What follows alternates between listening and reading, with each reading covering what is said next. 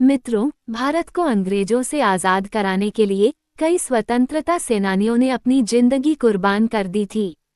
उन्हीं महान स्वतंत्रता सेनानियों में एक नाम चंद्रशेखर आज़ाद का है।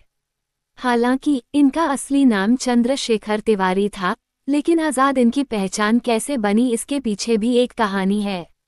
आज़ाद कहते थे, दुश्मन की गोलियों का हम सामना करेंगे, हम आज़ाद हैं और आज़ाद ही मरेंगे। आज़ाद एक ऐसे युवा क्रांतिकारी थे जिन्होंने अपने देश की आज़ादी के लिए हंसते हंसते अपनी जान दे दी। उन्होंने ठान लिया था कि वे कभी भी अंग्रेजों के हाथ नहीं आएंगे और अंग्रेजों की गुलामी की हुकूमत से खुद को आखिरी सांस तक आज़ाद रखा। उन्होंने बेहद कम उम्र में ही अपनी जिंदगी को देश के नाम कर दिया था। आज मैं आप लोगों को उनकी जिंदगी से जुड़ी कुछ बेहद रोचक बातों के बारे में बताने वाली हूँ। आप लोग अंत तक और ध्यानपूर्वक सुनिए। चंद्रशेखर आज़ाद का जन्म 23 जुलाई 1906 को मध्य प्रदेश के भाभरा गांव में हुआ था। मूल रूप से उनका परिवार उत्तर प्रदेश के उन्नाव जिले के बदरका गांव से था, लेकिन पिता सीताराम तिवारी की नौकरी चली जाने के कारण उन्हें अपने पैतृक गांव को छोड़कर मध्य प्रदेश के भाभरा जाना पड़ा था। चंद्रशेखर आज़ाद का नाम चंद्रशेखर तिवारी था। वह बचपन से ही काफी जिद्दी और विद्रोही स्वभाव के थे। चंद्रशेखर का पूरा बचपन आदिवासी बाहुल्य क्षेत्र झाबरा में ही बीता था। यहाँ पर उन्होंने बचपन से ही निशानेबाजी और धनुर्विद्या सीखी। लगातार मौका मिलते ही वो इसकी अभ्यास करने लगे, जिसके बाद ये धीरे धीरे उनका शौक बन गया। पढ़ाई से ज्यादा चंद्रशेखर का मन खेल कूद और अन्य गतिविधियों में लगता था। जलियांवाला बाग कांड के दौरान आज़ाद बनारस में पढ़ाई कर रहे थे। इस घटना ने बचपन में ही चंद्रशेखर को अंदर से झकझोर दिया था। उसी दौरान उन्होंने ठान ली थी कि वह ईंट का जवाब पत्थर से देंगे। इसके बाद उन्होंने ये तय कर लिया कि वह भी आज़ादी के आंदोलन में उतरेंगे और फिर महात्मा गांधी के आंदोलन से जुड़ गए। 1921 में महात्मा गांधी के असहयोग आंदोलन से जुड़ने के बाद उनकी गिरफ्तारी हुई। उस दौरान जब उन्हें जज के सामने पेश किया गया तो उनके जवाब ने सबके होश उड़ा दिए थे। जब उनसे उनका नाम पूछा गया तो उन्होंने अपना नाम आज़ाद और अपने पिता का नाम स्वतंत्रता बताया। इस बात से जज काफी नाराज हो गया और चंद्रशेखर को 15 कोड़े मारने की सजा सुनाई। आदेश के बाद बालक चंद्रशेखर को 15 बेत लगाई गई, लेकिन उन्होंने उफ तक नहीं की थी और हर बेत के साथ उन्होंने भारत माता की जय का नारा लगाया। आखिर में सजा भुगतने के एवज में उन्हें 3 आने दिए गए, जो वह जेलर के मुंह पर फेंकाए थे। इस घटना के बाद से ही चंद्रशेखर तिवारी को दुनिया चंद्रशेखर आज़ाद के नाम से जानने लगी। आज भी कोई यह नाम लेता है तो मूंछ पर ताव देने वाले एक पुरुष की छवि आंखों के सामने आ जाती है। जालियांवाला बाग कांड के बाद चंद्रशेखर को समझ आ चुका था कि अंग्रेजी हुकूमत से आज़ादी बात से नहीं बल्कि बंदूक से मिलेगी। शुरुआत में गांधी के अहिंसात्मक गतिविधियों में शामिल हुए, लेकिन चौरा चौरी कांड के बाद जब आंदोलन वापस ले लिया गया तो आज़ाद का कांग्रेस से मोहभंग हो गया और फिर उन्होंने बनारस का रुख किया। दरअसल बनारस उन दिनों भारत में क्रांतिकारी गतिविधियों का केंद्र था।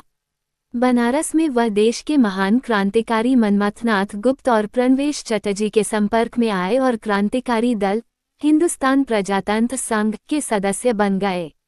हालांकि शुरुआत में ये दल गरीब लोगों को लूटते और अपनी जरूरतों को पूरा करते थे, लेकिन धीरे धीरे उन्हें समझ आने लगा कि अपने लोगों को दुख पहुंचाकर वे कभी भी उनका समर्थन हासिल नहीं कर पाएंगे।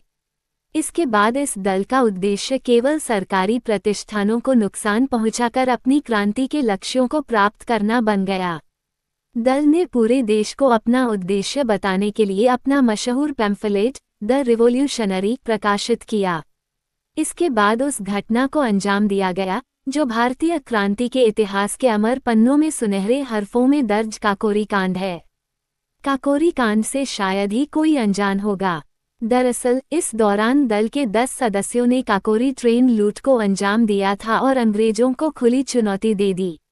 इस कांड के लिए देश के महान क्रांतिकारियों रामप्रसाद बिस्मिल, अशफाक उल्लाह खां, राजेंद्रनाथ लाहिड़ी और ठाकुर रोशन सिंह को फांसी की सजा सुनाई गई थी। भगत सिंह के साथ मिलकर बनाया नया दल। इस घटना के बाद दल के ज्यादातर सदस्य गिरफ्तार कर लिए गए और दल बिखर गया।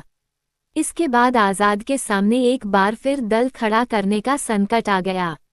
हालांकि अंग्रेज सरकार आज़ाद को पकड़ने की कोशिश में लगी हुई थी, लेकिन वह छिपते छिपाते दिल्ली पहुंच गए।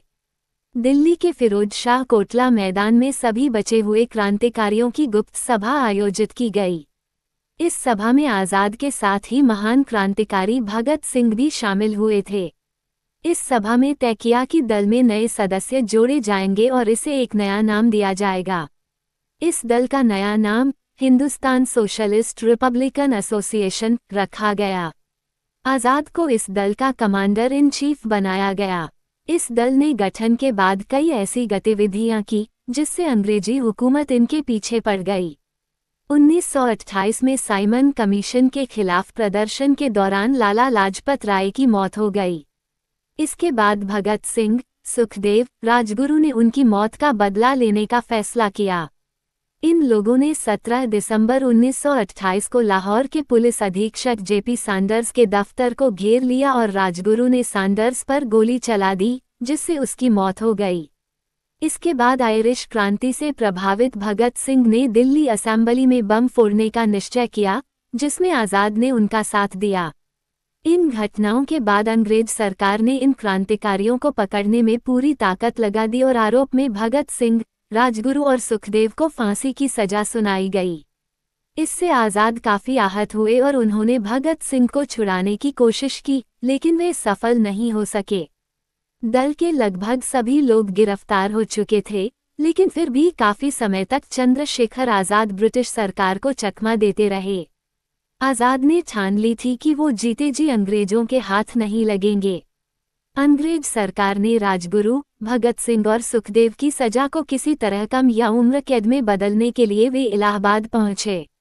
वहां वे एक पहुंच वाले इंसान से इस बारे में बात की, तो उस इंसान ने इन देशभक्तों को लुटेरा, देशद्रोही और भी न जाने क्या क्या कह के आज़ाद को अपने यहाँ से भगा दिया और इसकी जानकारी अंग्रेजों को दे दी। इलाहाबाद के उस इंसान को तो आप लोग पहचान ही गए होंगे, कृपया कमेंट में उसका नाम अवश्य लिखिएगा आप लोग। अंग्रेजी हुकूमत को इसकी भनक लग गई कि आज़ाद अल्फ्रेड पार्क में छुपे हैं। उस पार्क को हजारों पुलिस वालों ने घेर लिया और उन्हें आत्मसमर्पण के लिए कहा, लेकिन उस दौरान वह अंग्रेजों से अकेले लोहा लेने लगे। इस लड़ाई में 20 मिनट तक अकेले अंग्रेजों का सामना करने के दौरान वो बुरी तरह से घायल हो गए। आज़ाद ने लड़ते हुए शहीद हो जाना ठीक समझा। इसके बाद आज़ाद ने अपनी ही बंदूक की अंतिम गोली से अपनी जान ले ली और वाकई में आखिरी सांस तक वह अंग्रेजों के हाथ नहीं लगे। 27 फरवरी 1931 को वह अंग्रेजों के साथ लड़ाई करते हुए हमेशा के लिए अपना नाम इतिहास में अमर कर गए। चंद्रशेखर आज़ाद का अंतिम संस्कार भी अंग्रेज सरकार ने बिना किसी सूचना के कर दिया। जब लोगों की इस बात की जानकारी मिली तो सड़कों पर लोगों का जमावड़ा लग गया और हर कोई शोक की लहर में डूब गया। लोगों ने उस पेड़ की पूजा शुरू कर दी जहां इस महान क्रांतिकारी ने अपनी आखिरी सांस ली थी। जय हिंद, वंदे मातरम।